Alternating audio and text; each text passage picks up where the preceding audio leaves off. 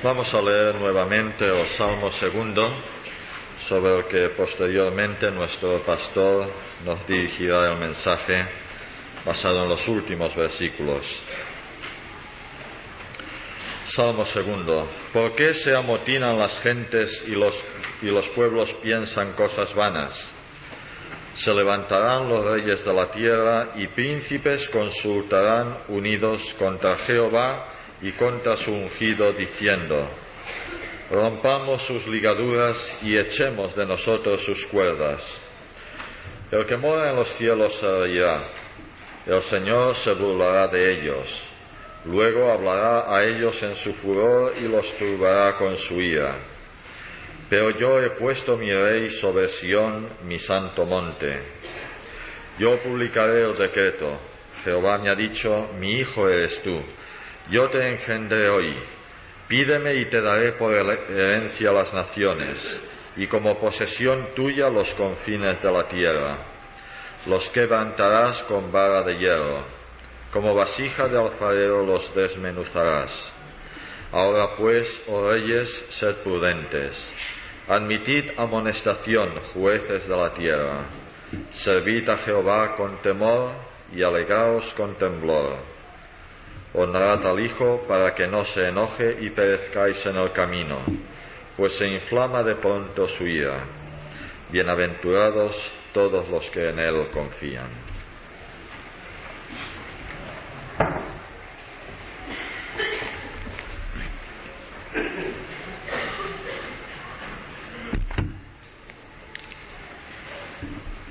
Vivimos en un mundo loco, rodeados de necios. Esta no es idea mía, es una idea bíblica. No es que el hombre carezca de cerebro, aunque quizás algunos sí. Más bien es que el hombre para el mal es muy inteligente. Para la defensa de sus propios intereses egoístas es muy creativo. Para aumentar su propia comodidad y placer emplea un gran ingenio. Es necio porque no se preocupa por lo más fundamental de la vida. No sabe ni se preocupa por la razón de su misma existencia.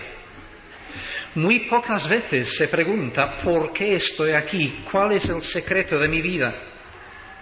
Intenta embellecer su existencia sin saber por qué existe.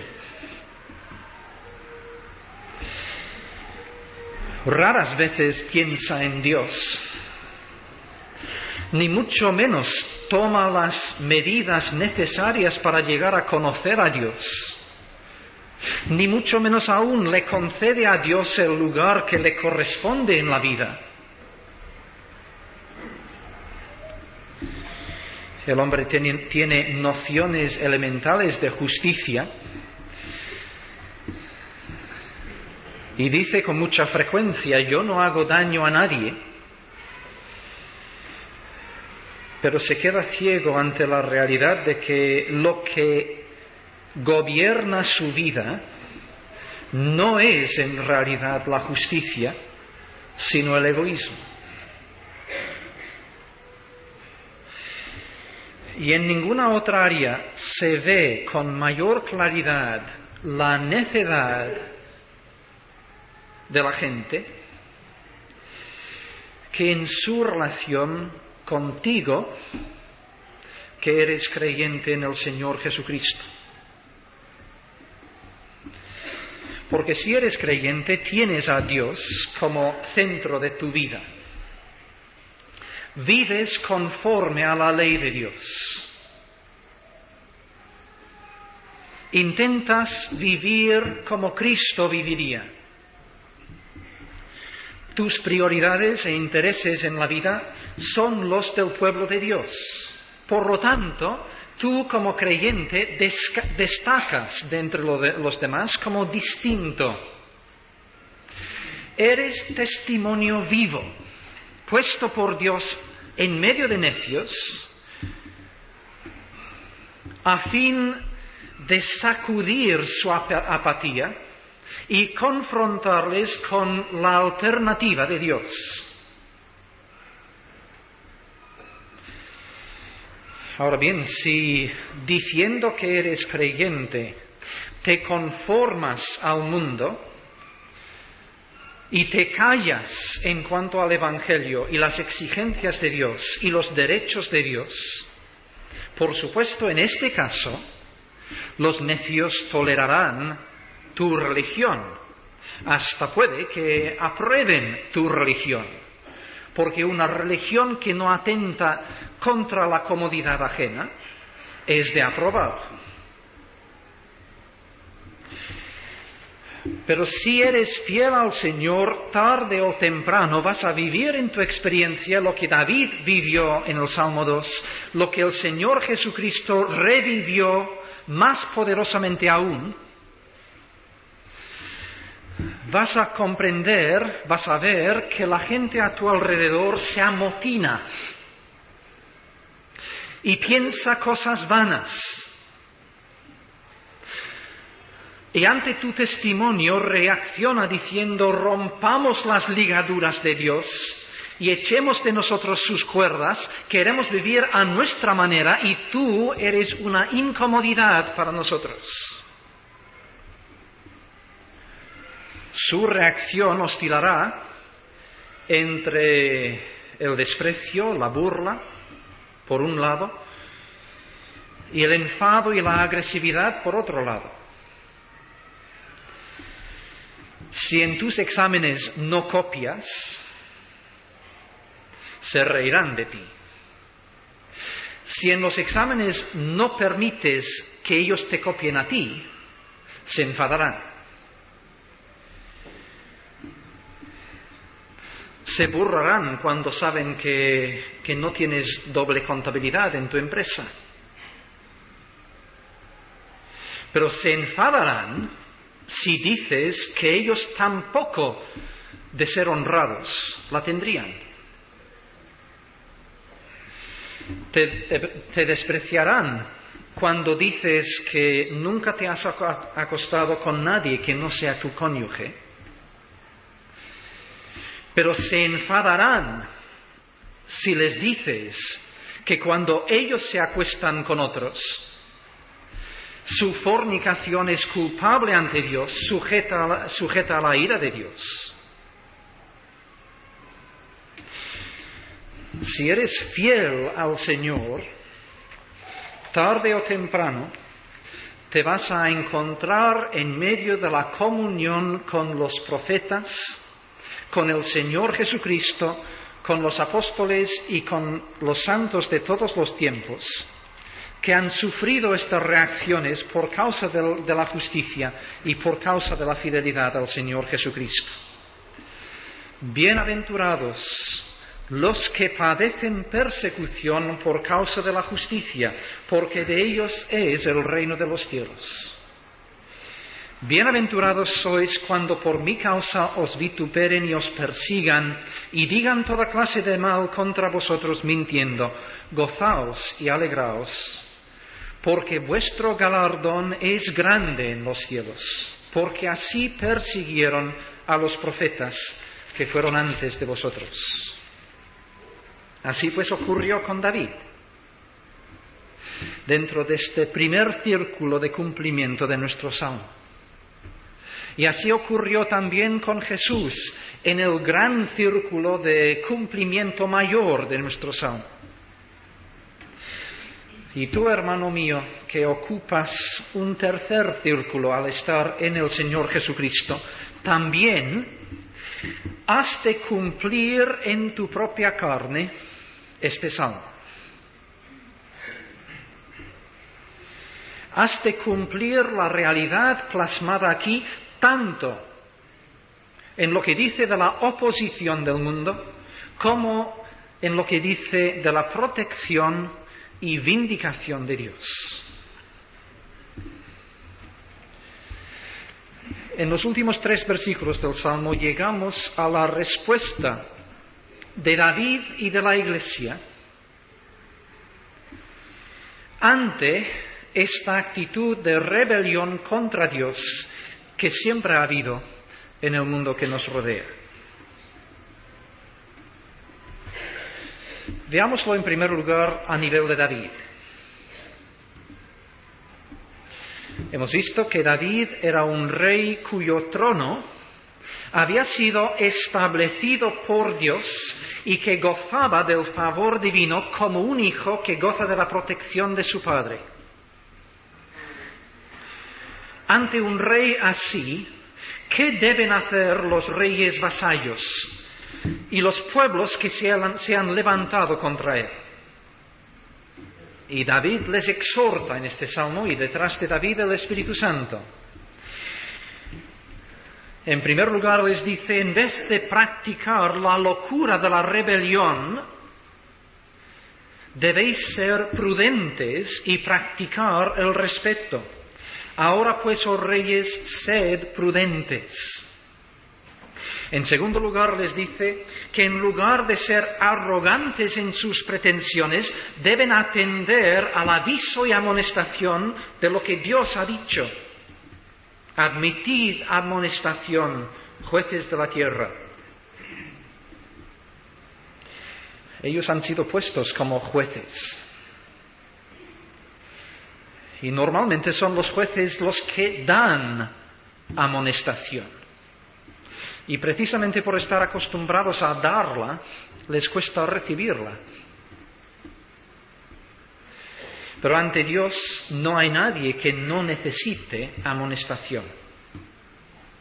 En tercer lugar les dice que en vez de confirmarse en su impiedad, porque al atentar contra contra David, están atentando contra Jehová que ha puesto allí a David, deben reconocer, en cambio, que Jehová es Dios, que su soberanía es impugnable. La única respuesta sensata es la sumisión y el servicio gozoso de Dios. Servid a Jehová con temor y alegraos con temblor. Lo que pasa es que, de la misma manera que al juez le cuesta recibir amonestación, también al rey le cuesta servir. Está acostumbrado a ser servido.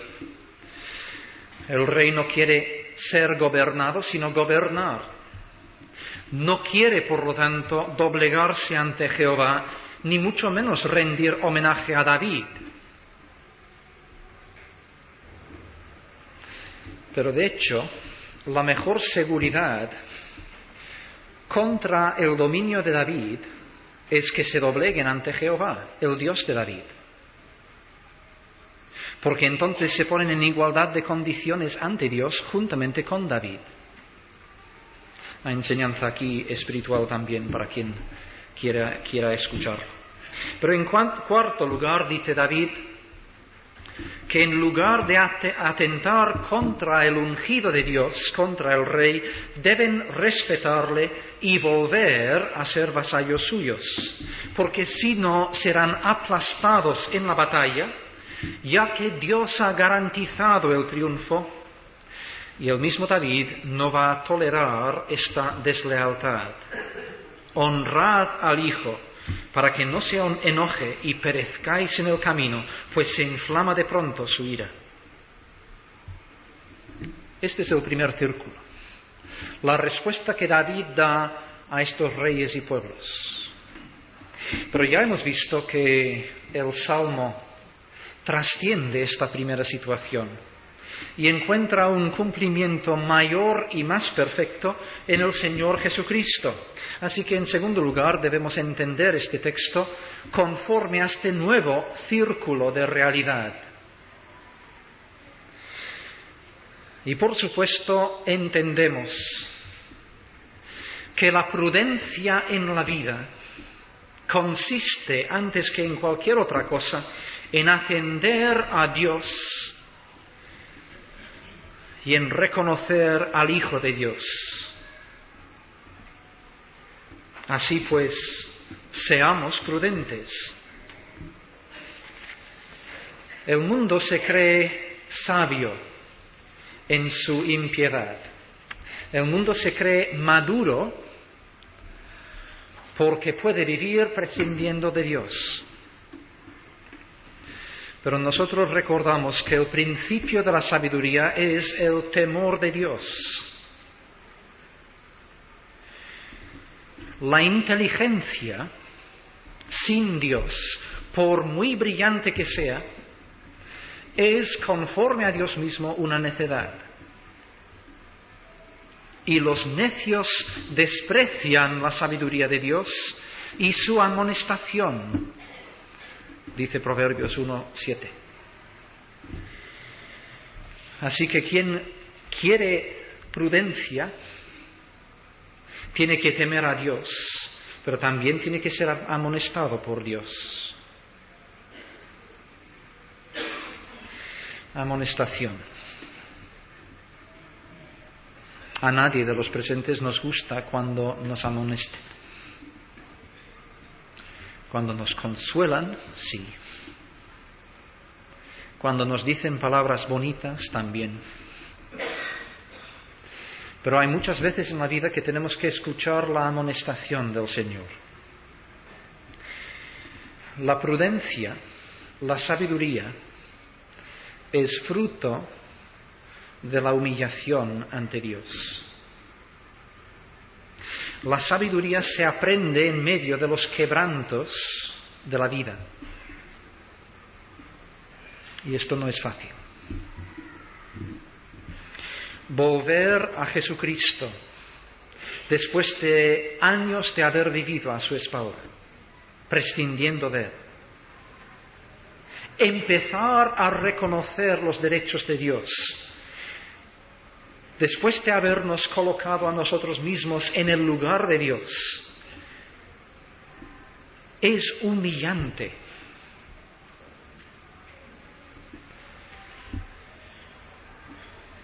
Nos humilla reconocer nuestro error.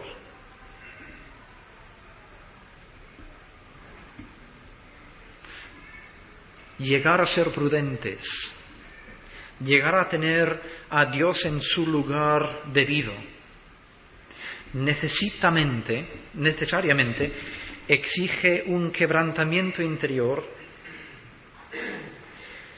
en el que tenemos que quitarnos la corona y ofrecerla a Jesucristo.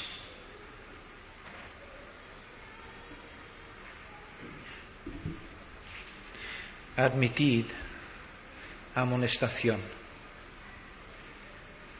Preparaos para humillarnos delante de Dios, reconociendo que Él es nuestro Señor y Rey.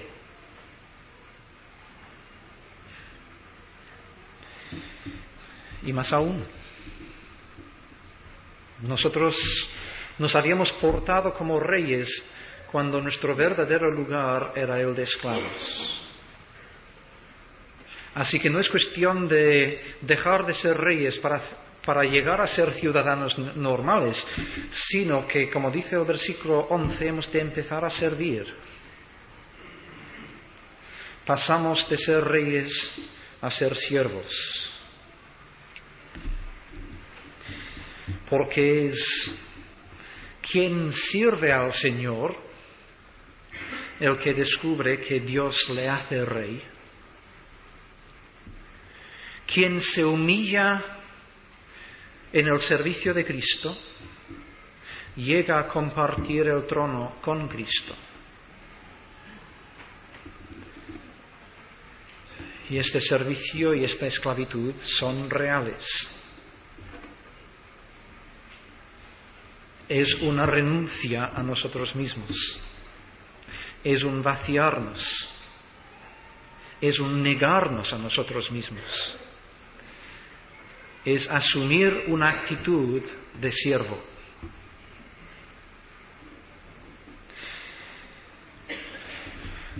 Pero este es el camino de la verdadera felicidad y la verdadera autonomía, bien matizada, en la vida. Porque quien no se somete a esta esclavitud está sometido sin saberlo a esclavitudes peores. Y algo de esta ambivalencia, servicio y ser reyes, ser esclavos de Cristo y compartir la intimidad de la comunión con Cristo y ocupar el trono con Cristo. Algo de esta misma ambivalencia vemos en la frase siguiente, donde dice, alegraos con temor, o literalmente, alegraos temblando. Parece una contradicción, pero es de hecho una mezcla de emociones absolutamente comprensible para todo creyente que verdaderamente se ha encontrado con Dios en Jesucristo. Temor y alegría a la vez. El profeta Habacuc, ante la grandeza y la misericordia de Dios, reaccionó con estas palabras: oí y se conmovieron mis labios. Pudrición entró en mis huesos y dentro de mí estremecí. Con todo, yo me alegraré en Jehová y me gozaré en el Dios de mi salvación. Estremecimiento y alegría. No podemos regocijarnos en el Señor sin a la vez temer ofenderle. No podemos celebrar su amor sin a la vez temblar ante su santidad. Y si en la presencia de Dios solo conoces alegría o solo conoces temor, entonces aún te quedan aspectos del carácter de Dios por descubrir.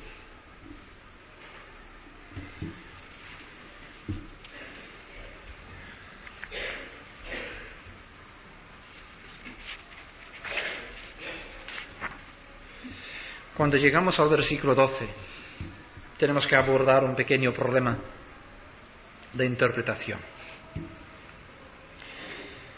Nuestro texto dice, honrad al Hijo. Pero en el texto original, en vez de utilizar la palabra hebrea, el resto del Salmo es en hebreo, la palabra aquí empleada para hijo es una palabra aramea.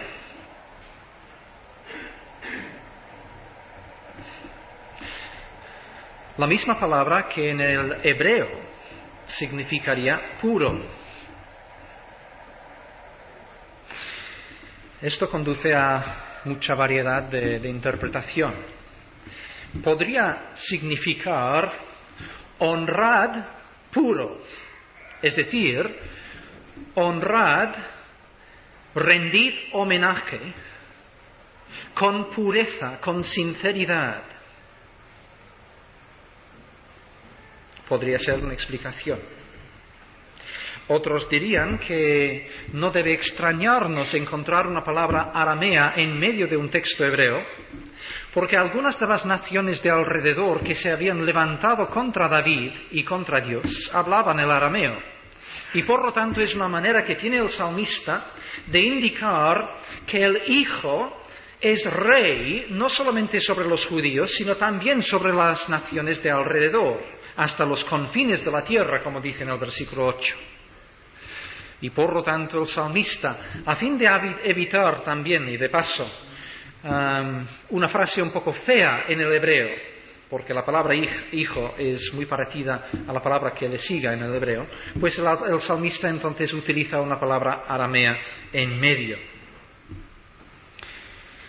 Sea como sea, aun aceptando que tendríamos que entenderlo honrad puramente, es claro que es al Hijo que tenemos que honrar, porque el Hijo ya ha sido establecido como tal en el versículo 7, donde no hay ninguna sombra de duda. Por lo tanto, aquellos liberales que pretenden quitar de en medio una aplicación al Señor Jesucristo, diciendo aquí no hay mención del Hijo, están perdidos de todas maneras por el versículo 7. Y además, ¿a quién hemos de rendir homenaje? Según todo el contexto del Salmo, no es contemplado aquí el homenaje a Dios, sino al Rey ungido por Dios. Así que es el homenaje al Hijo que de todas maneras se contempla aquí.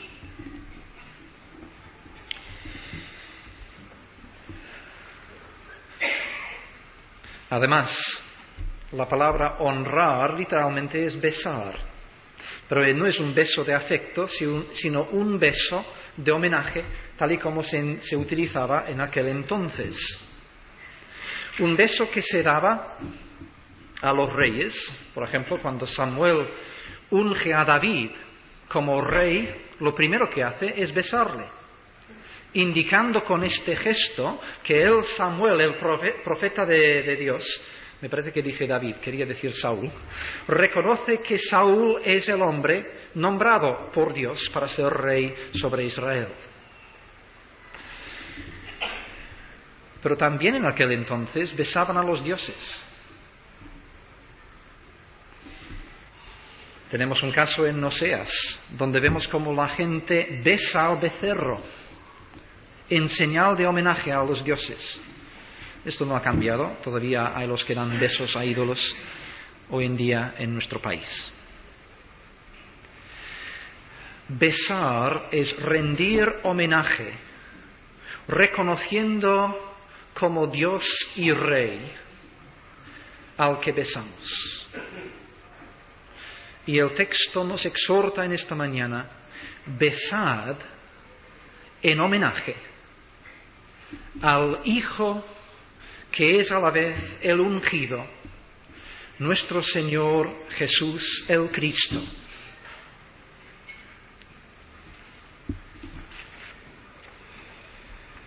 Honrad al Hijo, para que no se enoje. A veces tenemos una visión de Jesucristo un tanto ñoña. A veces intentamos hacer una separación entre el carácter de Dios Padre y el carácter de Dios Hijo.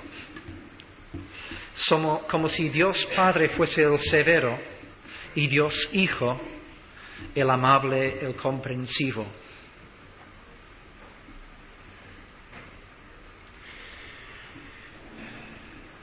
Ya hemos visto que Apocalipsis recoge el texto de este salmo hablando del Hijo, de nuestro Señor Jesucristo, y diciendo que Él quebrará con vara de hierro a aquel que se levanta contra Él, y como vasija de alfarero lo desmenuzará. Padre e Hijo son dos personas, dos personalidades, pero un solo carácter.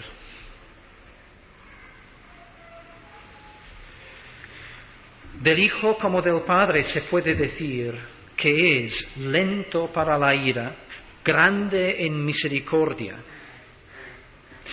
Pero del Hijo como del Padre se puede decir que es fuego consumidor.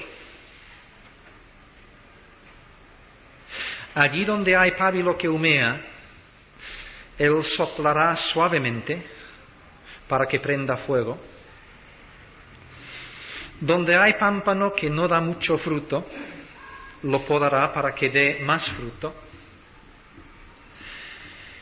Pero allí donde el candelero no brilla de ninguna manera, lo quitará. Y allí donde el pámpano no da ningún fruto, lo quitará y lo quemará.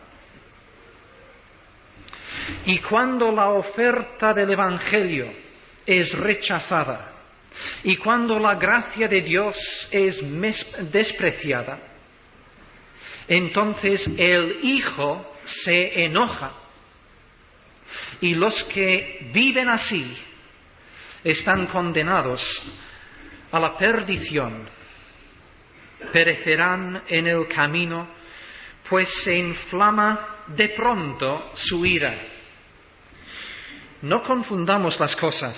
Solo porque ahora Dios nos muestra paciencia, esto no significa que Dios sea blando o débil ante nuestro pecado. Si mientras hay oportunidad no nos arrepentimos, vendrá el día de la ira inesperada, que nos pillará de sorpresa, y diremos entonces, jamás pensábamos que Dios fuera así, cuando en realidad Dios siempre ha sido así. La anormalidad, por así decirlo, es esta paciencia con la que Dios está frenando su ira a fin de darnos una oportunidad de responder y arrepentirnos.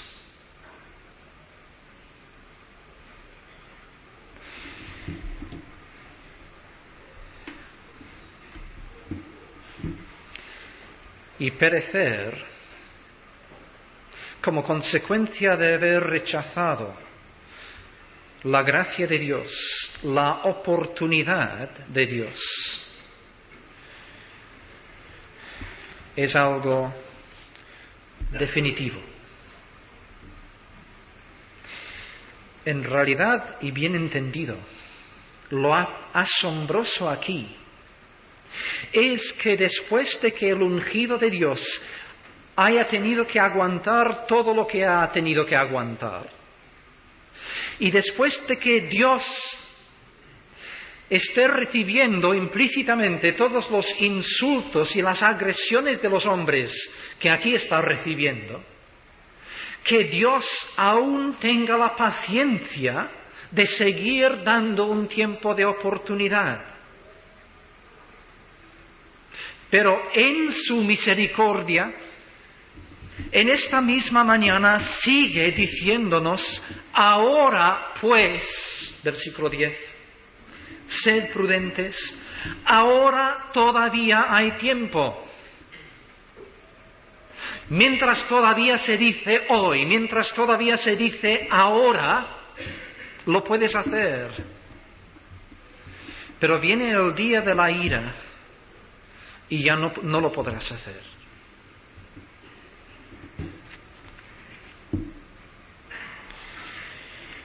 Por lo tanto, escuchando el Salmo en labios de Jesús, debemos examinarnos, no sea que haya algo del espíritu de impiedad, de rebelión contra Dios, o bien que estemos todavía en una posición de incredulidad, que nunca hemos acudido al Señor Jesucristo para salvación, o bien, habiendo sido siervo suyo, vasallo suyo, hay algo dentro de nosotros que se está rebelando, uniendo a aquel espíritu de los reyes de este salmo. Examinémonos.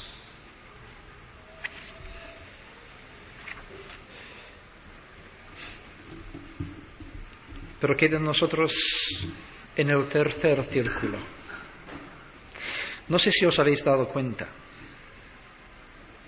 En estos versículos del 10 al 12, David en su tiempo y Jesús en el suyo están proclamando el Evangelio. Esto es lo que tenemos aquí, el Evangelio.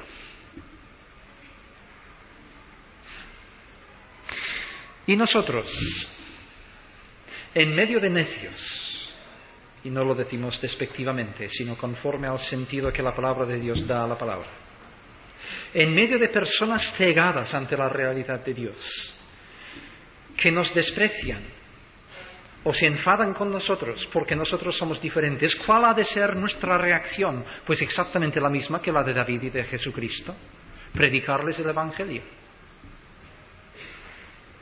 La reacción bíblica no es inhibirnos y decir, uy, si se van a burlar de mí, si me van a perseguir, pues yo me escondo. Tenemos un mensaje de parte de Dios. Este hoy, es muy breve. Es una pausa en la verdadera historia de Dios. A nosotros nos parece un periodo largo, porque nos toca a nosotros vivirlo, pero en realidad es una pequeña, breve oportunidad que Dios da a los necios a nuestro contorno, a fin de que a través nuestro puedan recibir aquello que vaya a abrirles los ojos. Y ahora, mientras hay tiempo, puedan reaccionar y llegar al arrepentimiento. Y es así que tenemos que ver esta oposición del mundo que nos rodea, no como excusa para la evasión y la inhibición, sino como reto para nuestra evangelización. Porque ¿qué es lo que dice David? ¿Qué es lo que dice el Señor Jesucristo? ¿Y qué hemos de decir nosotros? Pues en primer lugar, arrepentíos. Volveos en vosotros mismos, abrid los ojos, daos cuenta de lo absurdo y lo necio que es intentar dar coces contra Dios.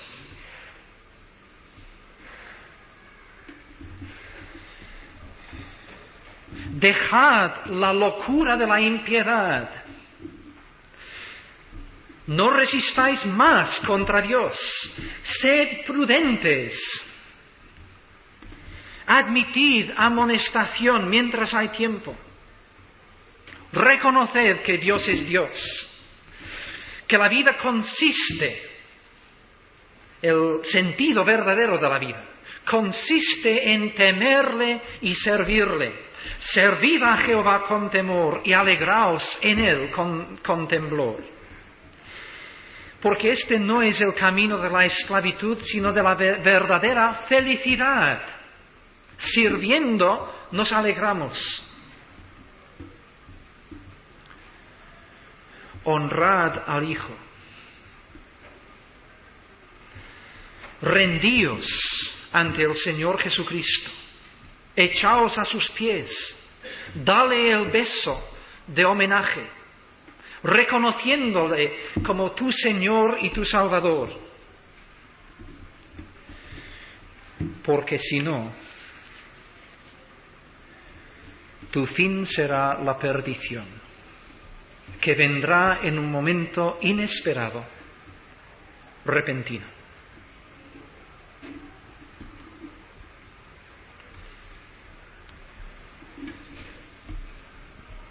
El Salmo acaba con una pequeña frase colgada allí, inesperada. Una pequeña frase, pequeña tanto por su tamaño como por su sencillez. Después de todo lo dicho, bienaventurados los que en él confían.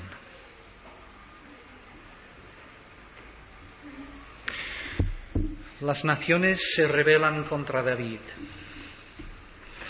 Pilato y Herodes, las gentes y los pueblos se levantan para crucificar a Jesucristo. El mundo sigue dándole la espalda a Dios.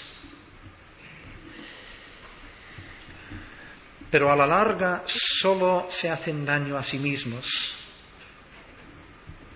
Están dando coces contra el aguijón.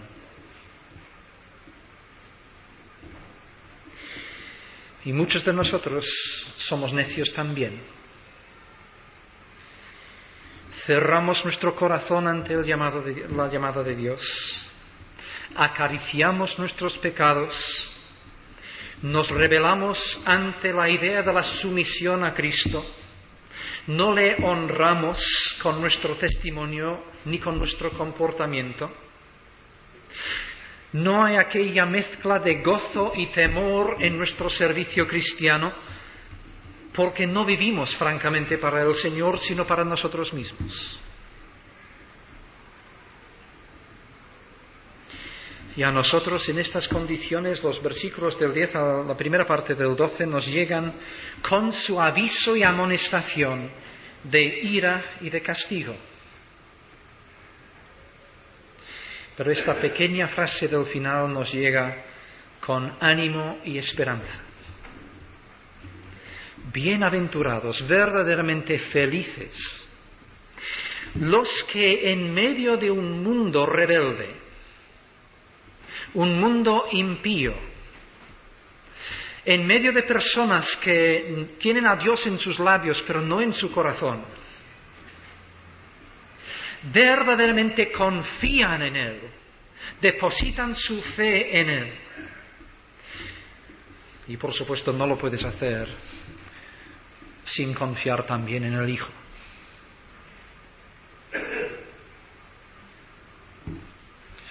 Esta fe y esta confianza nos conducen a la remisión de pecado, nos conducen a la liberación de la ira de Dios, a la vida eterna, a la comunión con nuestro Rey y Señor, a una gozosa relación con el Hijo.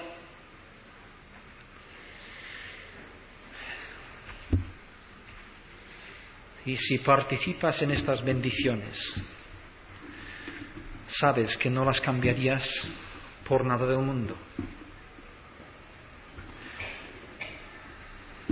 Bienaventurado eres si confías en Él. Así pues, allí estás en tu situación laboral, de estudios, de trabajo, en familia, entre vecinos, y destacas allí como bicho raro. ¿Qué harás? Harás dos cosas. Confesarás al Señor asumiendo esta perspectiva que recibes cuando estás sentado con Él en los lugares celestiales, viendo el mundo en su necedad desde arriba. Y comprenderás que ahora el Señor te da la ocasión de poder ayudar a abrirles los ojos a estos que viven tan ciegamente. Y en segundo lugar, reafirmarás tu fe y confianza en el Señor y la bienaventuranza, la verdadera felicidad que te viene cuando aun en medio de la oposición y la burla, sabes que eres del Señor, que eres su Hijo amado, y Él te ha garantizado el reino, ahora y para siempre. Que el Señor nos ayude. Amén.